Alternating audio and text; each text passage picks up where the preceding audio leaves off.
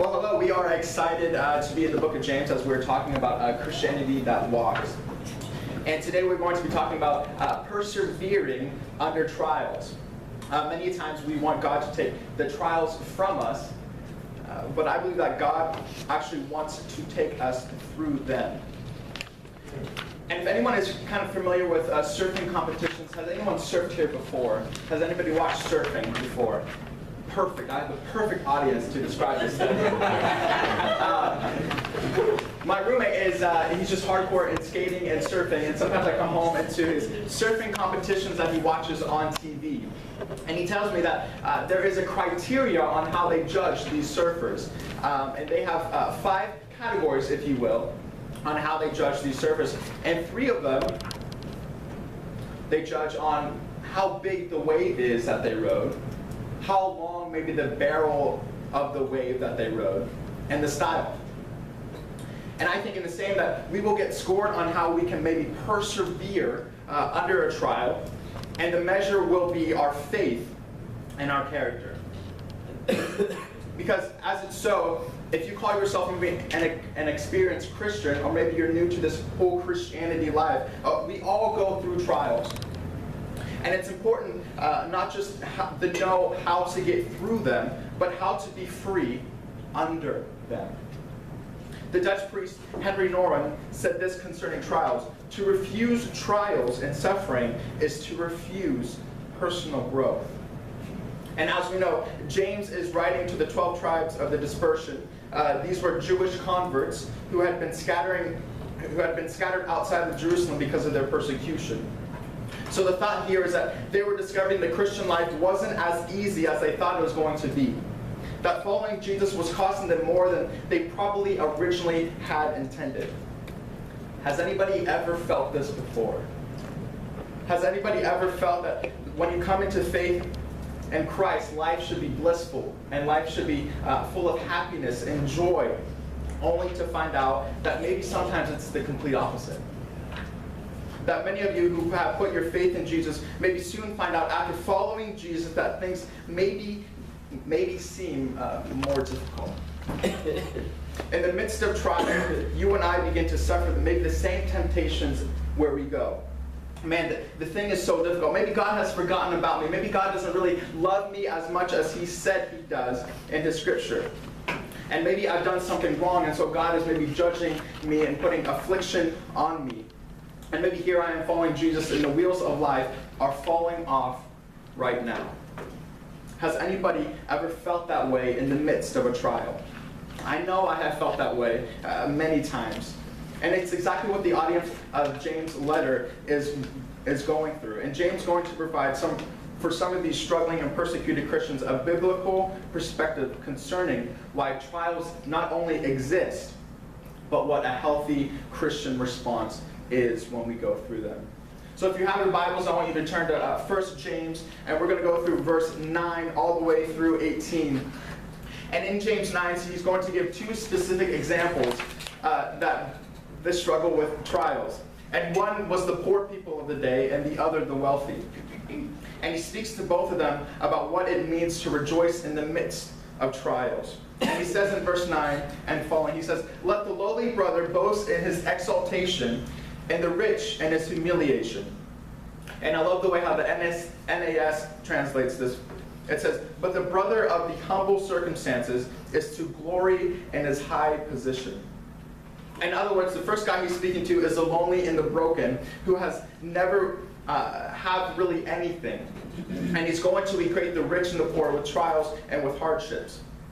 So the poor guy has always known difficulty, and he's always known struggles, and he's always known the hard way or the hard life. And he's in this situation, and he always sees everyone else maybe flourishing, and maybe he or she is assuming that that's the blessing, and watching his brokenness and concluding that's judgment. And he struggles with that. James, again, having a divine and theological understanding of suffering, says to him, no, to the brother who is in humble circumstances, you are to glory in that position. Why? Because your state of brokenness, Christ can be made great. He can be made glorious because in your weakness, He is strong. And he knows what it means for God to be in his sufficiency instead of all these other little comforts around that you lull in thinking that you don't need God. I have a friend and his wife, and a few years ago they were really expecting a baby, a child. And so they were trying, and they finally got pregnant, and they did the whole like gender reveal party. And they were so excited. And then a few months later, she was having complications with her pregnancy. And they went to the doctors, and the doctor actually said, "I'm so sorry, unfortunately, you lost your baby girl." And that same day, my friend, he tweeted out this. He said, "God is good. We lost our baby girl." Those two statements do not contradict each other. It's them in the midst of grief and them in the midst of pain, learning Christ has a glorious purpose that's going to be seen through this.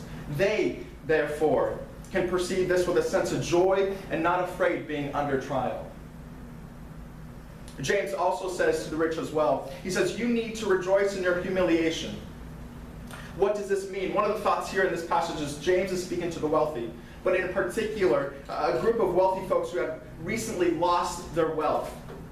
It had been stripped away, and in the midst of their humiliation, they're in shame because they had all this stuff taken away. James says, you need to rejoice in your humiliation of wealth because of a great lesson you're learning right now.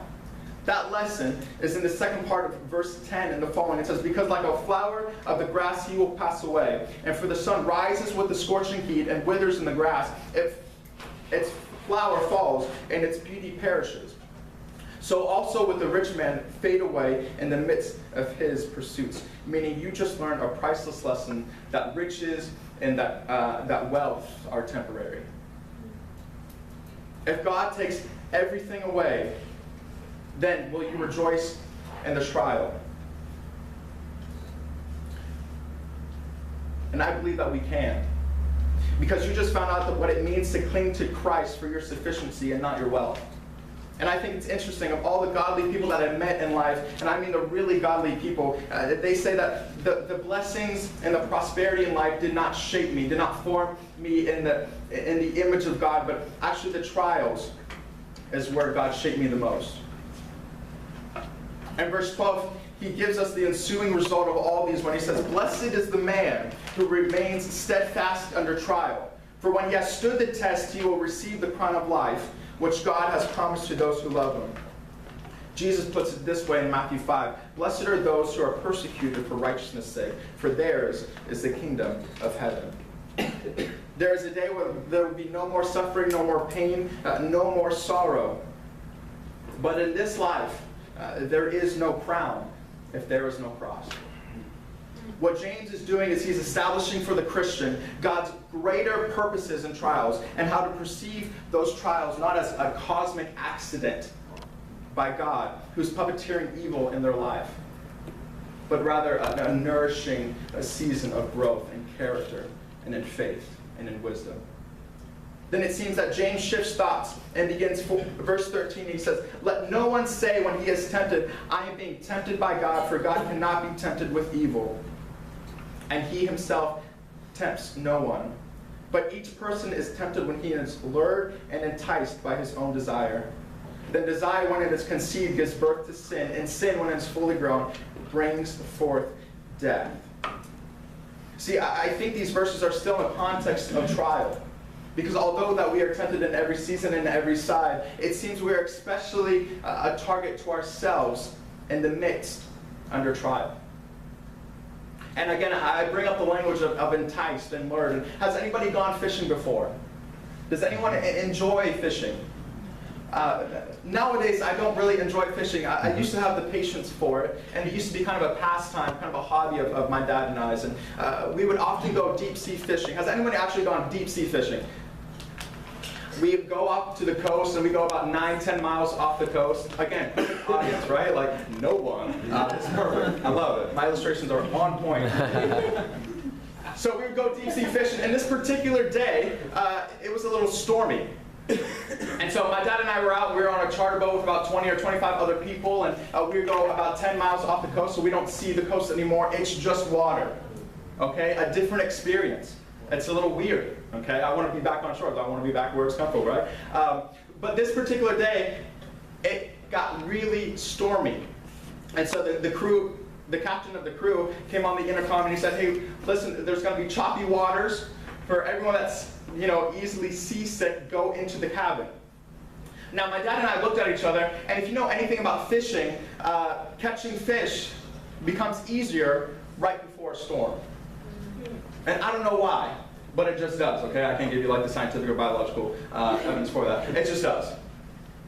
And so my dad and I, we were really excited, okay? So this is like the deadliest catch version of us, okay? So we're like throwing our nets back. I mean, we're like going, like we had a rod on every stick, and we had a rod in every hand, and we were ready for this. And everyone else was in the cabin. And the waves got choppier, the waves got bigger. And we were just excited, and the people were probably looking at us like, man, these people are crazy. And as we're going back and forth like deadliest catch, the storm was rising. There was a woman that came out, rushing out of the cabin. She was sick as a dog.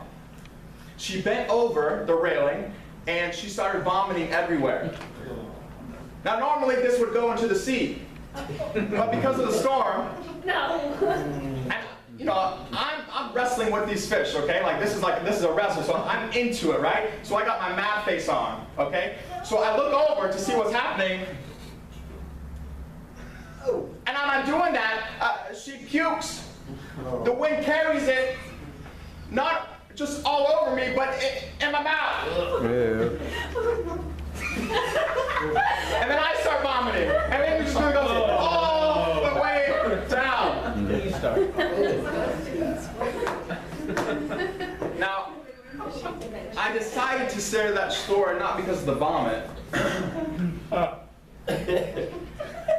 I decided to share it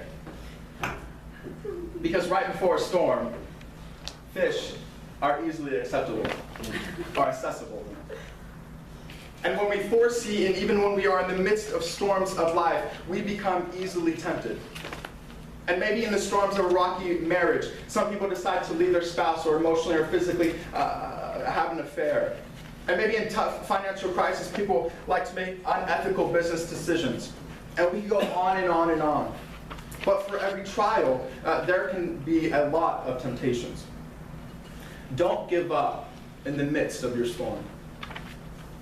When Eskimos have trouble with wolves endangering their tribe or their igloos or whatever you want to call it, they have a tactic. They have a counterattack to these wolves. And what they do is they like to freeze spearheads. And then they put blood of different animals on the frozen spears. And they leave them outside of their camps.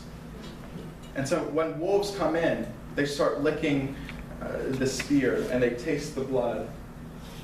But the ice makes their tongue numb. And eventually it cuts their tongue. But they don't realize it. And so they don't realize that as they're licking this spear that they're tasting their own blood. And they eventually bleed out and die. Giving into temptation may taste good at first, but we don't realize that eventually we're a fallen victim to our own bleeding out. I love, however, how James offers hope and how he ends this passage. He says, "Don't be deceived, my dear brothers and sisters. Every good and perfect gift is from above, come down from the Father of the heavenly lights, who does not change like shifting shadows. He chose to give us birth through the word of truth. Amen. That we might be able to be at first kinds of fruits in all of his creation." What I know and what you should know is when sin tries to bring death, God brings life. And he brings life. And that life may come into the waves of trials. But the next time that you feel uncomfortable, know that you are in a good situation because God will take you through it. He may not take you out of it, but he will take you through it.